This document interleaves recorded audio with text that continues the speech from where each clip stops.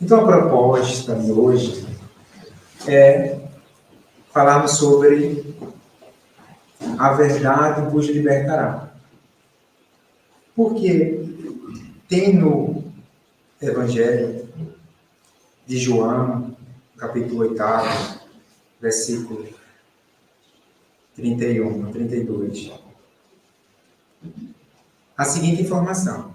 Dizia Jesus, então, aos judeus que haviam crido nele: se vós permanecerdes na minha palavra, sois verdadeiramente meus discípulos. E aí ele continua dizendo o seguinte: conhecereis a verdade e a verdade vos libertará. Então, tem um significado muito forte essa frase: conhecerás a verdade e a verdade vos libertará. O que significa essa frase que Jesus quis dizer há 2000 anos atrás, se referindo a essa verdade que pode nos libertar? Tem um comentário no livro Encontro Marcado, do Espírito Emmanuel, psicografia de Chico Xavier, em que vai esclarecer o sentido dessa afirmação de Jesus. Que vai dizer o quê? Jesus, compreendendo que não existe direito sem obrigação e nem equilíbrio sem consciência tranquila, ele afirmou essa frase: conhecerás a verdade nos libertará. Ou seja, a partir da compreensão dessas leis da natureza, que a gente tem direitos, nós temos muitos direitos, e costumamos lembrar dos nossos direitos, à medida que vamos conhecendo. Mas, naturalmente, temos obrigação, e é importante essa compreensão do equilíbrio dos nossos deveres e da obrigação que temos diante das leis da natureza. E não é apenas essa compreensão, mas também a consciência tranquila. Então, essa verdade está ligada a essa compreensão das leis da natureza, que vai nos fazer compreender como nós devemos agir perante os desafios da nossa vida. Porque nós todos temos desafios que são oportunidades de nós melhorarmos as nossas virtudes. E à medida que nós vamos nos melhorando as nossas virtudes, a nossa consciência ela vai ficando mais tranquila. E é essa verdade, esse conhecimento, que vai fazer com que a gente possa seguir novos rumos, reorientar nossas vidas. E é por isso também que Jesus referiu que enviaria o Espírito da Verdade para esclarecer mais sobre as informações do Evangelho. E esse Espírito da Verdade é justamente esse conhecimento complementar do Espiritismo que vai nos esclarecer parábolas, imagens figurativas, que aquela época precisava que fosse daquele jeito, porque mesmo sendo daquele jeito, em forma de parábolas, ele acabou por ser crucificado. Porque as pessoas, nós, talvez, se estivéssemos reencarnados naquela época aqui na Terra, éramos muito rebeldes. Então, precisávamos de uma linguagem ainda mais alegórica, porque alguns simplesmente não entendiam, não compreendiam, não estavam no momento de compreender aquela verdade. Outros que estavam já com uma sensibilidade para compreender melhor, podiam captar a mensagem. Mas mesmo assim, como a mensagem de Jesus era tão intensa de amor, de fazer o bem, que por interesses pessoais, de grupos, acabaram por crucificá-lo. Mas essa verdade é o que vai fazer e impulsionar a humanidade para o progresso. Como vamos ver, por exemplo, no livro A Caminho da Luz, psicografia também de Chico Xavier pelo Espírito Emmanuel, vai trazer um roteiro da evolução da humanidade. E vai se percebendo claramente naquele livro que é um progresso contínuo que vai ocorrendo nos séculos, desde a barbárie, ou melhor, desde a formação do planeta Terra, que é referido no livro, desde as experiências que os espíritos fizeram desenvolvendo os dinossauros, eram testes que os espíritos superiores estavam desenvolvendo a fim de, no futuro, aperfeiçoar e fazer leis genéticas de acordo com o que gostariam, aquelas experiências. E depois vai se contar a história da humanidade sempre numa linha evolutiva, com um impulsionamento muito forte a partir da vinda de Jesus. Porque é a partir da vinda de Jesus que a gente vai ter o exemplo máximo da lei do amor. Muitos vieram antes. Sócrates, por exemplo, veio antes de Jesus, cerca de 5 séculos antes. E ele referia muito à importância da busca da verdade. Ele perguntava, tinha pessoas com muitas certezas, ele perguntava, mas será que é assim? Será que é assim? E fazia a própria pessoa perceber que aquela certeza que ela tinha não era tão certa. Então, essa verdade que Jesus se referiu, ela vai ser referida também no livro Fonte Viva, pelo Espírito Emmanuel, dizendo o seguinte: só existe verdadeira liberdade na submissão ao dever fielmente cumprido. Conhecer, portanto, a verdade é perceber o sentido da vida. Qual o sentido da nossa vida? E perceber o sentido da vida é crescer em serviço e burilamento constante. Tem um psiquiatra chamado Viktor Frankl, que ele foi preso durante a Segunda Guerra Mundial e foi levado ao campo de concentração. E nessa experiência, ele aproveitou aquele desafio enorme para desenvolver o que é conhecido por logoterapia, que é uma das escolas da psicologia. E a logoterapia, ela vai dizer que nós encontrarmos o sentido da nossa vida, o sentido existencial, é o mais importante nas nossas vidas. Ele, como refere aqui o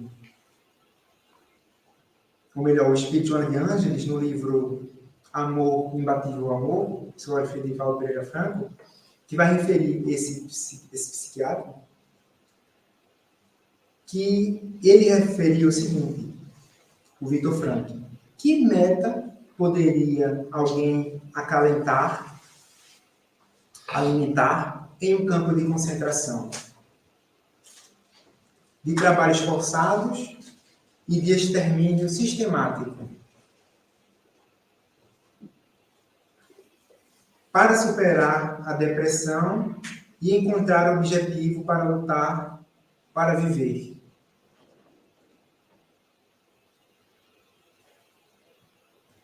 E ele responde, o Viktor Frankl, que desenvolveu essa ideia: projetá-lo no futuro, descobrir se alguma coisa o aguarda.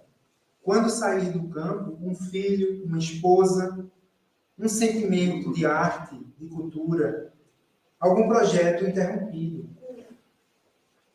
Então, essa busca pelo nosso significado, sentido existencial, está diretamente relacionado à percepção que temos da vida de uma forma ampla.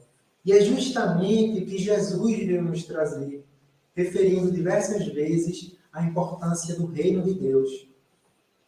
Estava se referindo à amplitude da vida, e que não acaba a vida e podemos, a depender dos nossos esforços, alcançarmos o quanto antes um nível de paz, de serenidade, de amor. E a importância, então, do conhecimento da verdade é justamente nos libertar das ilusões e impulsionar o nosso crescimento espiritual. Muitas vezes, nós nos focamos demasiadamente nas questões externas da nossa vida. Muitas vezes se referindo até aos inimigos externos. Então, num texto muito interessante que tem no livro Alma e Coração, que é também do Espírito Emmanuel, ele vai referir que estamos sempre focados nesse tal inimigo externo. Alguma pessoa, algum grupo, alguma nação, até mesmo os espíritos que não são tão evoluídos, nossos inimigos externos. Mas tem um inimigo interno que é o mais relevante e que é importante a gente viver hoje focado nesse inimigo interno. Que o inimigo interno está relacionado ao egoísmo dentro da gente, do nosso espírito, que impede a gente de ver os necessitados. Muitas vezes pessoas que mais amamos, que estão a precisar de nós. O orgulho, que não permite a gente acolher determinadas ideias, que embora sejam diferentes da que nós tenhamos, vão nos fazer elevar, nos fazer aperfeiçoar mais. É uma mudança. Nós precisamos mudar para evoluir. O desânimo, enfim, o medo de encontrar desafios e sofrer, muitas vezes nos impede também de aproveitar as melhores oportunidades que surgem nas nossas vidas. Então, essa verdade está muito relacionada ao nosso espírito, ao nosso estado interior. E é importante perceber que quando Jesus falou essa verdade, estava se referindo maioritariamente a essa questão. De modo que Emmanuel conclui: de certo que para nos descartarmos dos inimigos internos, prometeu-nos o Senhor Jesus: conhecereis a verdade e a verdade vos fará livres. O que equivale a dizer que só estaremos a salvo de nossas calamidades interiores através do árduo trabalho na oficina da educação, da nossa educação íntima. Então, não é simplesmente uma questão teórica a verdade. Nós vamos compreender de uma forma teórica e vamos, assim, nos libertar teoricamente. Esse conhecimento teórico tem que ser buscada a sua aplicação prática no cotidiano. De modo que é a partir do conhecimento teórico e da aplicação que essa libertação vai começando a ocorrer. Como refere o Espírito Emmanuel no livro Fonte Viva, a verdade libertadora é aquela que conhecemos na atividade incessante do eterno bem. Penetrá-la é compreender as obrigações que nos competem. Porque a partir dessa situação, a gente vai ver o mundo de outra maneira. A gente vai reparar que, após passarmos por determinada situação no nosso dia, a gente vai lembrar que eu poderia ter feito diferente. Eu poderia ter ajudado aquela pessoa. Poderia ter dado um pouco mais de atenção para aquela pessoa. Eu poderia ter cumprimentado melhor aquela pessoa, ser mais afetivo com aquela pessoa. Enfim, são muitas oportunidades que temos nos nossos dias.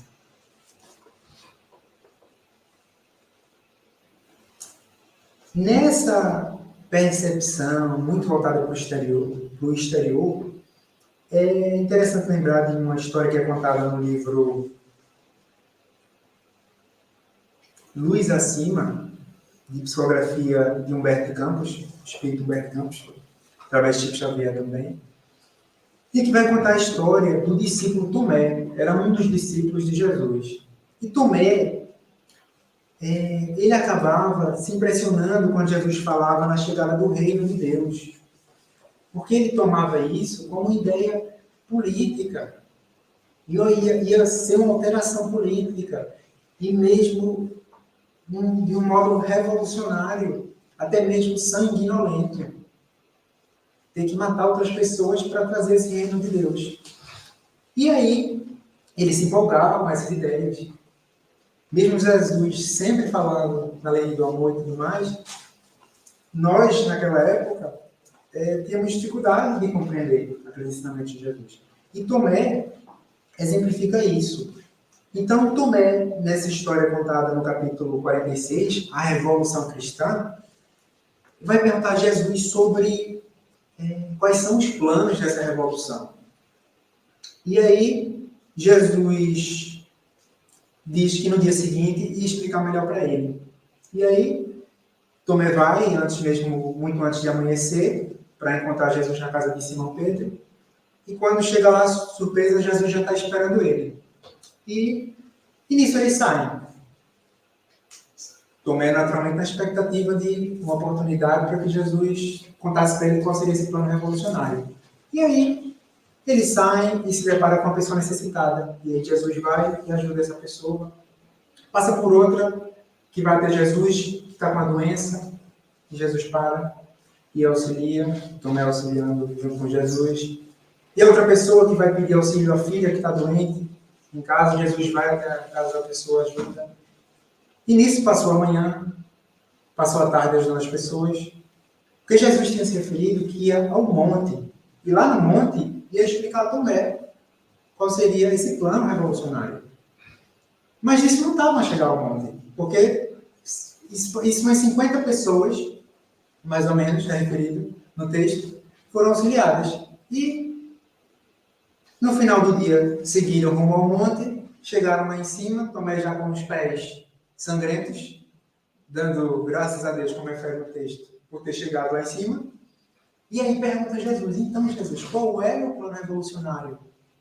E aí, Jesus vai explicar que se é que pode se usar o termo revolução, é uma revolução cristã que é interna e que, pelo que Jesus demonstrou, pelo que ele tem demonstrado, é justamente fazendo nossa parte individualmente, nos melhorando as pessoas que nós podemos auxiliar de alguma forma, que vai acontecer essa revolução. Essa é uma revolução sólida, baseada nas leis da natureza, no bem, no amor, que é passo a passo, sem violência, sem sangue. E aí, Jesus, no fim do texto, vai dizer o seguinte: a ordem para nós não é de matar para renovar, mas sim de servir para melhorar e elevar sempre. E essa ideia de Tomé, há 2.000 anos atrás, ainda é muito comum. A ideia de uma mudança externa que vai fazer a humanidade melhorar. Mas é a mudança individual de cada um. Essa é a mudança verdadeira, é a mudança que faz o diferencial. Pelo mérito de cada uma a mudança. Então, é importante não nos distrairmos demais com questões externas. Nós temos muito para evoluir em nós mesmos. Então, como alcançarmos, de certa forma, essa verdade? Existe uma regra, um método que possamos utilizar para alcançarmos essa verdade que Jesus referiu? Queremos nos libertar, queremos ser mais felizes. Então, um primeiro critério é dito no Livro dos Espíritos, na questão 628. Quando Allan Kardec perguntou aos espíritos, ele questionou o seguinte: se está trazendo a verdade, se o espiritismo vem aqui complementar os ensinamentos de Jesus, por que nem sempre foi colocado à disposição de todos? Por que só veio agora, no caso do século XIX, e não veio antes logo, esses ensinamentos que os espíritos trouxeram a partir do século XIX? E aí os espíritos responderam o seguinte: é necessário que cada coisa venha a seu tempo. A verdade é como a luz. É preciso habituar-se a ela pouco a pouco, senão ofusca. Então, esse é um critério muito importante, na verdade. nós vamos pensando no hoje, sabendo que é gradual. Não precisamos ter a pretensão de sairmos do 0 a 100. É preciso termos essa compreensão, porque sabendo que é gradual, a gente vai compreendendo que vamos errar muito, mas a importância de nós, quando errarmos, refletirmos sobre isso e tentar fazer diferente na vez seguinte, porque a oportunidade sempre aparece. Como o Espiritismo vem nos explicar, uma das leis da natureza é justamente que o Espírito ele é criado por Deus e nunca morre o Espírito. O nosso corpo, ele morre um pouco, mas o Espírito continua com a nossa lucidez, com o nosso desenvolvimento intelectual, desenvolvimento sentimental. E nisso, nós sempre vamos ter a oportunidade de superar aquelas nossas falhas. Então, o Espírito Emmanuel, comentando essa questão do critério de que a verdade ela vem gradualmente, vai falar, né, que a nutrição de um menino, de uma criança, deve conter a substância suficiente para manter a vida dela.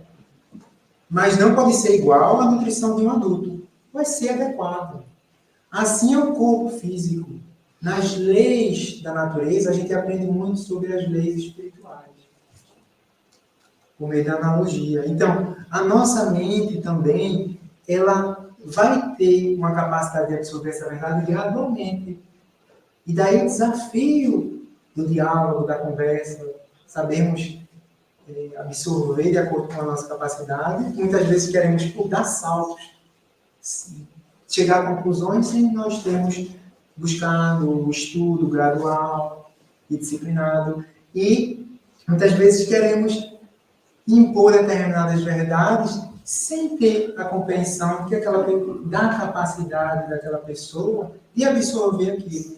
Pode ser contraproducente essa imposição de tentar que a pessoa absorva a verdade.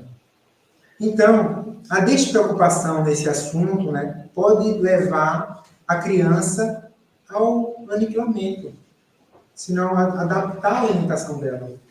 Embora as substâncias dadas à criança tenham também elemento vital, tenham nutrientes. Então, é a adaptação que é muito importante nessa busca pela verdade.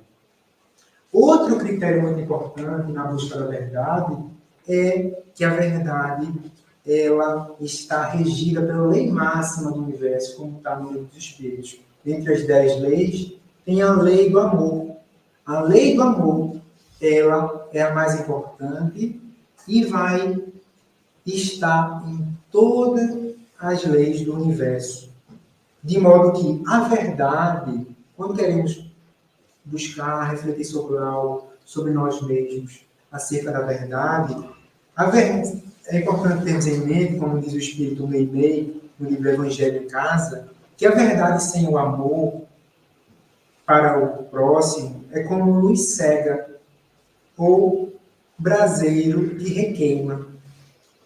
E não vai surtir o efeito de acordo com o que Jesus nos ensinou. Porque, além da lei do amor, tem a lei da caridade, também, que é referida aqui pelo Espírito André Luiz, no livro Estude e Viva. Que a caridade como um amor em exercício. A gente vai desenvolvendo nosso sentimento de amor e vai exercitar isso para com as pessoas, doar o nosso amor para com as pessoas a partir da caridade. Porque não é fora do, não é, o Espiritismo não diz fora do Espiritismo não há salvação, ou fora do centro espírita não há salvação. É fora da caridade não há salvação. Não importa a nossa religião, não importa a nossa profissão, não importa a nossa nacionalidade. O que importa é, estamos a fazer a caridade? Essa é a mensagem importante que Jesus nos deixou. É a mensagem essencial. Não é uma mensagem superficial, uma mensagem profunda que independe de aparências. Então, todos nós precisamos da verdade, como nos diz o Espírito André Luiz. Entretanto, é necessário que a caridade lhe comande as manifestações, para que o esclarecimento não se torne fogo devorador nas plantações de esperança. E tem um exemplo nesse sentido, que foi referido por Allan Kardec nas viagens que ele fez em 1862 pela França. Ele foi colocado, de certa forma, essa questão e ele falou e ele explicou como reconhecer a verdade. Ele disse, reconhecereis a verdade pela prática dessa máxima, amor e caridade. Porque, mesmo dentro do Espiritismo, pode ter divergências de entendimento e interpretações. Como a gente vai, então, qual é a diretriz interpretativa que a gente vai ter? O amor e a caridade. É fora disso, né? Vamos precisar fazer o mal a alguém para alcançar o bem? Isso não está de acordo. O meio é importante. O meio como nós alcançamos algo é importante. Então, o próprio Jesus deixou muito clara a importância da lei do amor. Na última ceia que ele teve com os apóstolos, antes de ser crucificado, ele disse, deixo-vos um novo mandamento. Amai-vos uns aos outros como eu vos amei. Porque ele já tinha exemplificado o amor. Amai-vos como eu vos amei. E continua a exemplificação em seguida. Então ele disse o seguinte, depois disso. Nisto, todos conhecerão que sois meus discípulos, se tiverdes amor uns aos outros. Então ele disse o critério. Qual é o critério da verdade para saber quem eram os discípulos de Jesus? Era o nome? Era de onde veio? Era se viveu com Jesus? Era se falava mais o nome de Jesus? Não, era quem amasse mais. Esse era o critério para identificar o verdadeiro discípulo de Jesus. E tem uma história que é contada acerca disso no livro Estante da Vida, pelo Espírito Humberto Campos, em que chegaram lá onde Jesus estava, no lar, eles referem aqui no lar de Jeroboão, enfim, um personagem da época, e quando Jesus estava lá, chegaram 4 publicanos, que apareceram de repente para querer ouvir essas informações do Evangelho que Jesus tinha trazido. Porque as pessoas ouviam falar as curas, as informações do reino de Deus, as leis de amor. Era algo novo. Então, mesmo pessoas que não eram tão próximas iam até lá em busca dessa palavra, compreender melhor isso. E foram 4 publicanos. Mas nisso Jesus tinha que ir auxiliar uma situação urgente. E aí, Jesus, antes de ir embora, falou a Simão Pedro. Simão Pedro, ampara eles com a verdade. E Jesus foi fazer o auxílio que ele tinha para fazer. E nisso ficou Simão Pedro com os 4 publicanos. E após um tempo, Simão Pedro com o rosto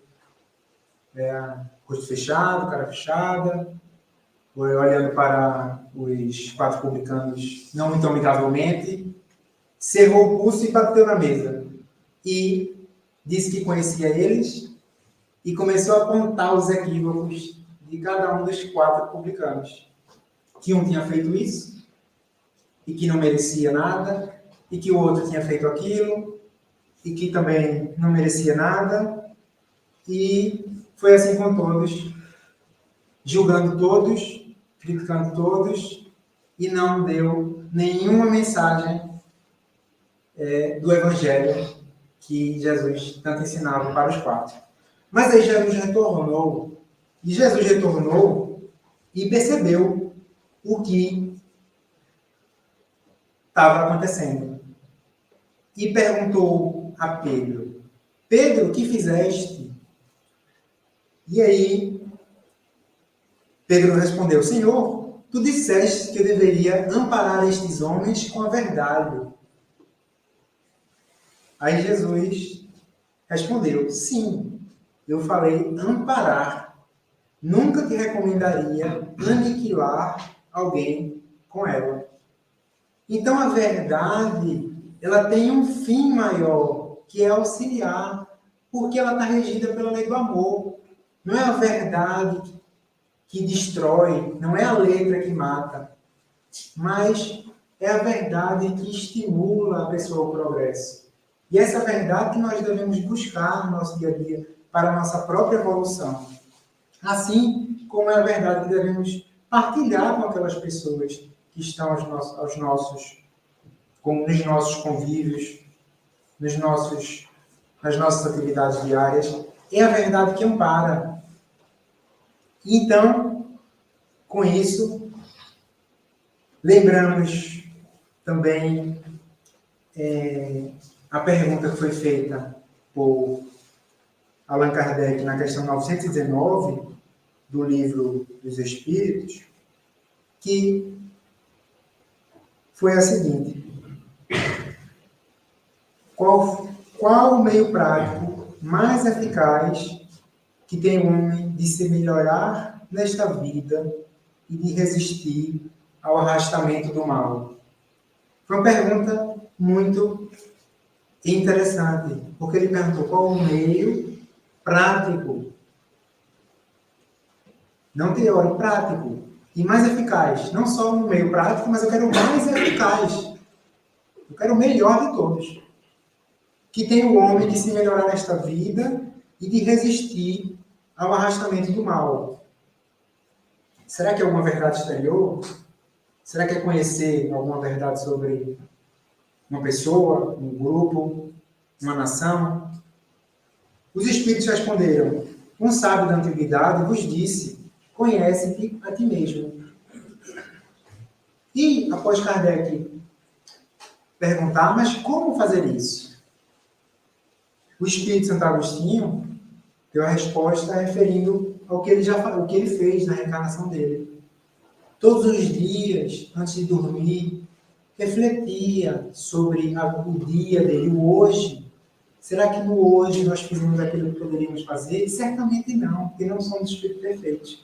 Então é importante nós buscarmos detalhadamente alguma coisa que poderíamos ter feito melhor hoje. Pelo menos tentarmos encontrar uma coisa que nós poderíamos ter feito melhor. Se não encontrarmos, vamos exercitando também sem nenhuma imposição, nenhum estresse, até porque é um momento a gente já está se preparando para o sono reparador. Então, um pensamento tranquilo e contínuo, no sentido da gente buscar o que a gente poderia ter feito melhor. E essa oportunidade vai aparecer da gente fazer melhor. Porque as leis divinas são magníficas e sempre nos oferecem oportunidades. Sempre. Mesmo se não for nessa reencarnação, como o Espiritismo vai nos dizer, pode ser em outra reencarnação. Vai ser em outra reencarnação. Pode ser entre as reencarnações no plano espiritual. Entre uma encarnação e outra, a gente também está aprendendo. Reencontra pessoas, pede desculpa pelo que a gente fez e vai nos reabilitando e podemos fazer diferente. Porque Jesus disse: ninguém vai chegar à perfeição se não nascer de novo. Disse a Nicodemos. Hoje em dia já compreendemos esse nascer de novo que Jesus referiu. É a infinidade da vida, com as diversas oportunidades reencarnatórias, de encontros e reencontros, buscando aprimorar o nosso sentimento, o nosso amor, na busca da verdade libertadora.